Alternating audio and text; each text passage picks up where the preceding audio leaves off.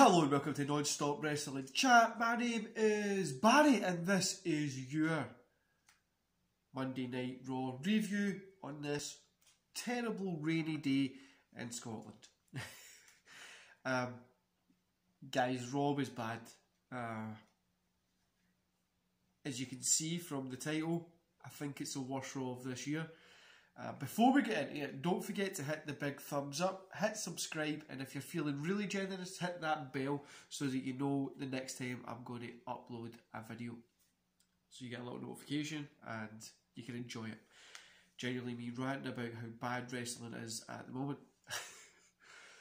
So we start off with the commentary and it was like light issues that it says that they had, and yeah, that was a waste of time. MVP comes out, Apollo's out, have a little back and forth. It's a match, United States Championship match, MVP versus Apollo Crews. I had this one wrote down as a dud anyway, so I just gave it 1 star straight away before the match started. I quite enjoyed it. Middle of the road, 2.5 stars. It was 11:39. It was a lot better than what I thought it was going to be. Surprisingly, I actually thought that it was just going to be like quite of a dud. But yeah, it was just there as a good opening match.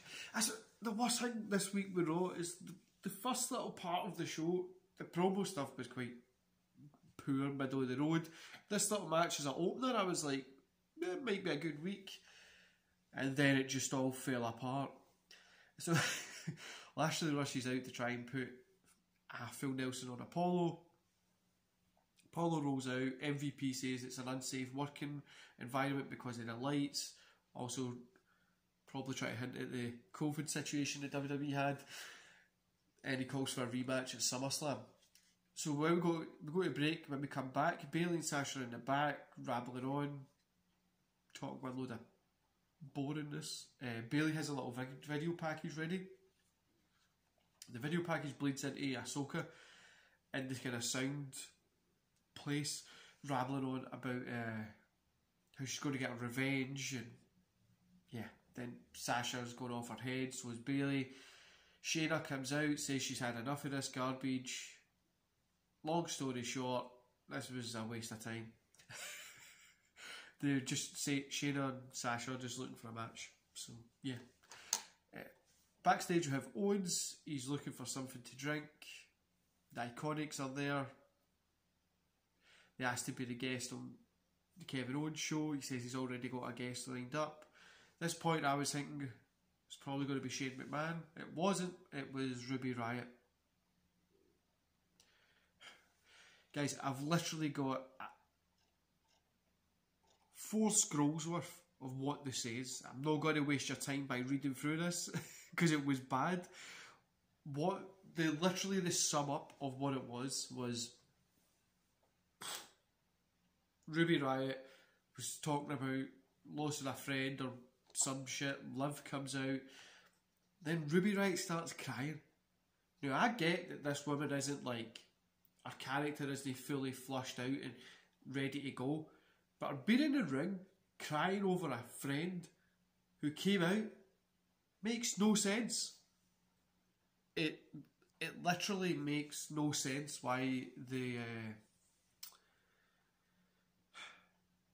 yeah, it makes no sense. So then the Iconics come out for some reason, badmouthing Liv and Ruby Riott. One of them slaps Kevin Owens. Kevin Owens asks for help. Yeah, and pretty much what happens is right after this there was a match between Ruby Riott, Liv Morgan and Iconics. I don't know. Anyway, it was there.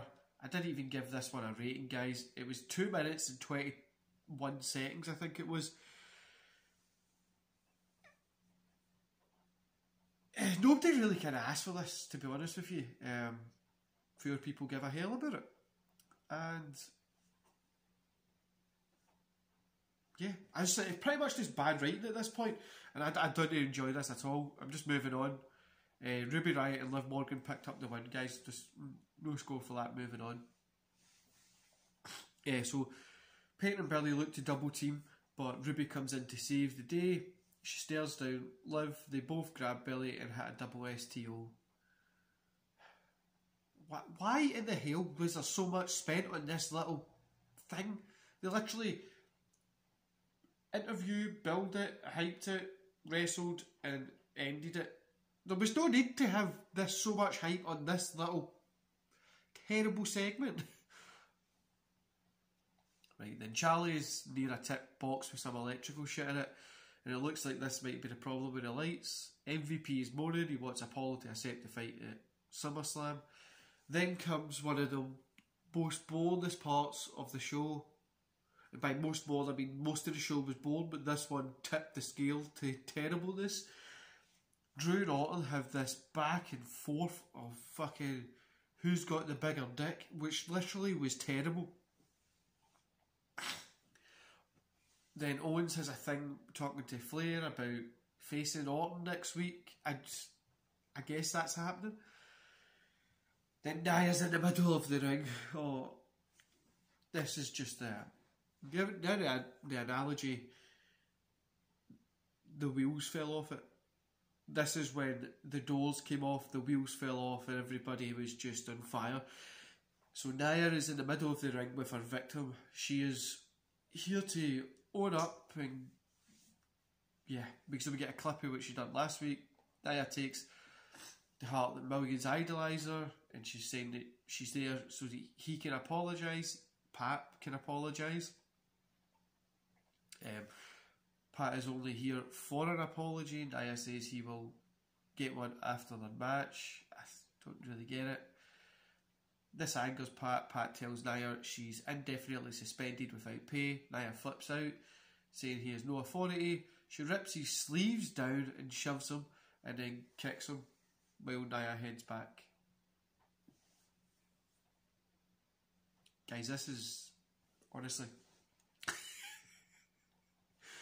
Hopefully she is suspended indefinitely and just stays the fuck away, because this is terrible.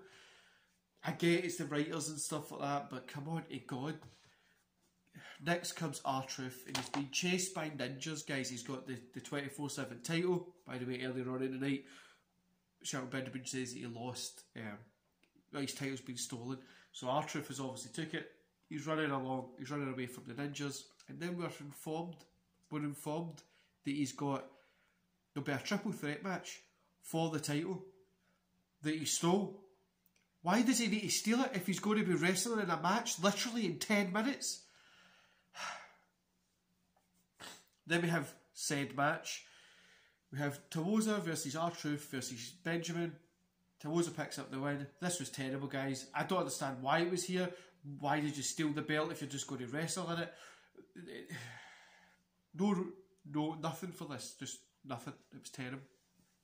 So we head backstage area. Shane's there as he introed Raw Underground.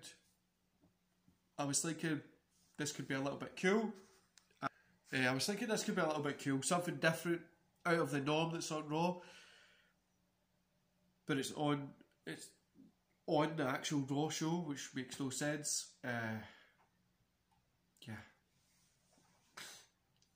Then we've got Dominic talking about he wants to fight Seth, which... Then we have Sasha Banks versus Baszler. There was like a DQ caused in this. I gave it 1 star. Who the hell really knows who wins? I just pass on from it. Ahsoka rushes to the ring to try attack Sasha. Sasha grabs the titles and heads to the outside with Bayley. They sit against the barricade as Ahsoka screams in the ring. Sasha, Ahsoka titles, I want a match, blah blah blah. We go back to Shane's kind of underground thing, which did seem pretty cool, by the way, like the way it looked. Maybe do like an MMA, professional wrestling kind of stuff. But I don't understand why they're not putting it on the network and doing like an 18 plus only. You can do like better moves, do a little bit more hardcore stuff, but yeah. The kind of segment there was like this big guy just attacking a few jobbers, which was pretty cool. wrestling them in the ring. It was pretty cool. Yeah, I quite liked the little segment. It wasn't great, but I liked it. Just wish they'd done it on a network instead of from being on primetime TV when they have to do the PG stuff for it. So if Grasner and Dawkins have a match back on normal Raw, there was no need for this match to be here, guys. I think we actually got more of like a commercial break than we got the match. I'm not even giving this a rating. It was boring. Then we had Ford against Andre. No contrast. Yeah, this was... I didn't like this at all. I gave it 1.5 stars. Ford kind of done the kind of passing out. He made it really believable. They called the doctor down. He was selling the shit out of it. So yeah, it was okay. Then we have, after this, we're back to Underground. Shane's back flirting with some ladies. And we head to the ring where half of the Viking Raiders is taking on a jobber. Eric is in the ring. Do you know the problem with this is? Why not just have it kind of separate and have other people on it instead of from having WWE, the WWE superstars on it? Like why not just have the guys that they had at the start like doing the thing and setting up different names there instead of from having these people back on? I just don't get it.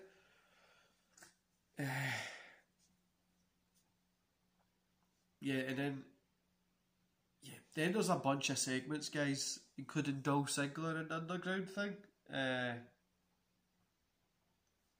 Seth Rollins, and there's a whole bunch of segments, and I mean a bunch that were utter shite, and I'm not going to bore you with it because I don't want to relive the pain of going through that again. This whole show, guys, I gave 1 star. It was a mess. It was hot garbage. After the first match, just turn it off. The Fight Club, like, kind of trying to be more gritty, but still be on the PG show makes no sense. Like, why not do it? If it was me, I would personally put it on the network, do it 18 plus, and make it more gritty and make it more real life based instead of from what they were trying to do here. But yeah, guys, this has to be the worst Raw of the year. It was fucking bad. Nothing on it made sense. Nothing was really good, apart from the first part of the Underground thing, which was okay. Nothing was good at all.